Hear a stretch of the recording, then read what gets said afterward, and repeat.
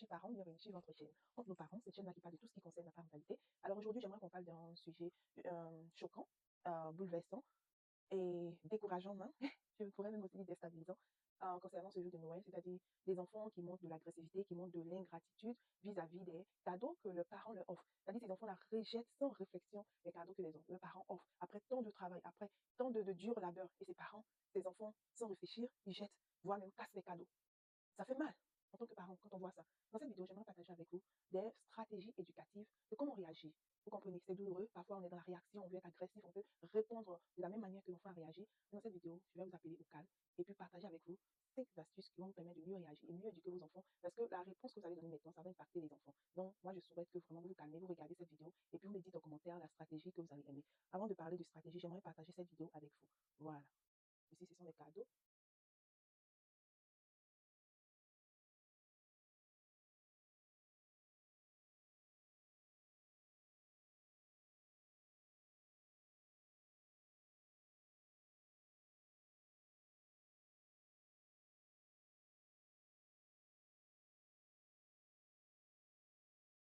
OK.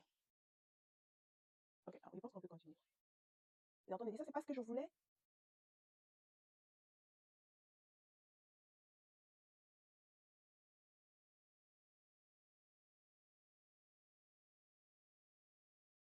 OK. Donc, vous voyez, ce sont des vidéos qui m'ont été envoyées par une amie qui est aussi parent. J'avais vu sur son statut et puis après, je lui ai demandé de m'envoyer cette vidéo parce que j'ai trouvé ça intéressant. J'ai trouvé que le thème était très important. C'est un thème que vraiment il fallait que j'aborde. Vous comprenez? Pour les enfants qui sont plus petits, je dirais de 0 à 7 ans, je veux dire qu'eux, ils apprennent à régulariser leurs émotions.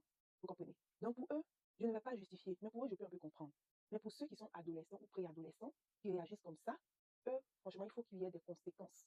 Vous comprenez? Voilà. Donc, être fâché, ne pas aimer un cadeau, ça arrive à tout le monde. Nous-mêmes, en tant qu'adultes, parfois, on nous offre des cadeaux, l'époux ou l'ami t'offre des cadeaux, tu n'aimes pas, tu comprends? Et ça, c'est pas mauvais. Être aussi fâché de recevoir un cadeau qu'on n'aime pas, ce n'est pas mauvais. Mais ce qui est mauvais, c'est plutôt la réaction qu'on a. Comment est-ce qu'on dit qu'on n'aime pas le cadeau? C'est ce qui est problématique. Voilà, c'est ce qui est problématique. Tu peux faire comprendre à quelqu'un que tu n'aimes pas un cadeau avec des stratégies. Tu comprends? Tu vas montrer d'abord de la gratitude et puis ensuite tu vas venir dire que en fait je n'aime pas vraiment ou bien tu vas même pas dire je n'aime pas, tu vas dire j'aurais vraiment aimé avoir ceci au lieu de cela. Vous comprenez? Mais venir jeter comme ça, casser, non, non, non, non, ça ce n'est pas justifié. Et c'est pourquoi il est important d'apprendre aux enfants la patience, il est important d'apprendre aux enfants la réaction, le contrôle des émotions, il est important d'apprendre aux enfants la gratitude, la reconnaissance, pardonnez. Vous comprenez? Donc, quand ton enfant réagit comme ça, dans un premier temps, tu es en colère, tu es fâché, tu veux le bastonner. Parce que non, non, non, ça ne se passe pas comme ça dans ma maison. Ou certains parents, on y va réveiller le démon en moi. C'est beau, c'est normal, parce que nous, les parents, on a aussi des émotions. Mais rappelez-vous qu'un parent bienveillant, c'est celui qui toujours respire avant de réagir, de penser à long terme avant de réagir. Donc, ici, le numéro un, j'ai dit qu'il faut forcer l'enfant à présenter ses excuses lorsqu'il est préadolescent ou adolescent. Même quand il est plus petit, quand il a 5 ans, 4 ans même, 3 ans même, bon, 3 ans c'est un peu trop petit, mais à partir de 4 ans, 5 ans, jusqu'à l'adolescence, il faut parler de présenter ses excuses aux parents. Parce que ce n'est pas une réaction normale. Vous comprenez? Expliquer à l'enfant que être fâché, ne pas aimer le cadeau, c'est OK. Mais la réaction d'agressivité, de violence, ça, ce n'est pas normal. Il ne faut pas normaliser la violence chez vous à la maison. Parce que si vous avez normalisé, vous banalisez, vous riez, comme j'ai vu ses parents faire dans cette vidéo, vous allez vous mordre les doigts. Parce que cette violence, cette agressivité-là, il va l'emmener ça dehors. Et peut-être c'est en prison ou à la police, avec les policiers que vous allez gérer ça. Ou bien avec les enfants de la rue. Ou bien comment on appelle les enfants là même. Les enfants qui ont les machettes à Abidjan. Vous comprenez? Il ne faut pas minimiser ces actions comme ça. Même s'ils ont 3 ans, ils ont 4 ans. Il ne faut pas minimiser ça. Il faut leur apprendre. Donc le numéro un, c'est de présenter des excuses. Le numéro 2, c'est de nettoyer tout ce qu'ils ont fait là. Parce qu'ils ne vont pas partir comme ça, puis c'est vous qui allez nettoyer le salon, bien et tout. Non. C'est eux-mêmes qui vont nettoyer ça.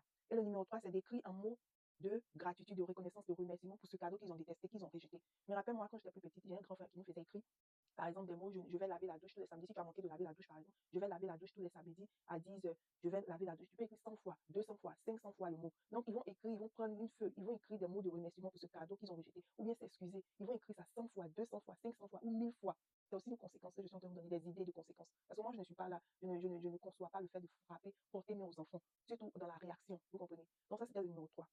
Le numéro 4, c'est d'en parler. Leur expliquer, comme j'ai déjà dit ça, mais c'est aussi une étape. Leur expliquer que les émotions, c'est normal et tout, mais il ne faut pas réagir comme ça. Ce n'est pas OK de se comporter comme ça. Il y a des règles dans la maison qu'on va suivre, il y a des comportements dans la maison qu'on va avoir. Et ces genres de comportements, ce n'est pas des comportements justifiables. Il faut être ferme quand vous parlez à vos enfants. Et le numéro 5, c'est tout simplement d'avoir une conséquence logique. Il sera par exemple de perdre une priorité, ou bien l'accès, il faut retarder l'accès au futur cadeau, par exemple, pas plus de cadeaux d'anniversaire, ou bien plus de sorties dans l'après-midi, ou bien s'il avait quelque chose qui recevait un jeu vidéo qu'il aimait jouer, il ne va pas jouer ça sur une période, ou bien on va lui retirer les autres jouets qu'il a pendant une certaine période. Tout ça sont des idées de conséquences. Et ça fait même plus mal. Peut taper. avec ça, les enfants apprennent très, très vite. Ils vont changer, vous allez voir. Et voilà, tout simplement. Donc, ce que j'aimerais donner aussi comme quote, c'est que être parent, ce n'est pas éviter toutes les tempêtes émotionnelles, mais plutôt apprendre à aider son enfant à les traverser. Nos enfants vont avoir tous sortes de tempêtes. Ça fait partie de leur développement et tout. Et c'est à nous de les guider, de les accompagner quand ce n'est pas normal. Il faut leur rappeler que ça, ce n'est pas normal. Il faut plutôt se comporter ainsi. Quand ils sont plus petits, on va faire ça de façon avec des stratégies. Mais plus ils grandissent, plus il faut aussi avoir des conséquences. C'est-à-dire, les conséquences doivent être adaptées à leur âge. Vous comprenez? Donc, c'est la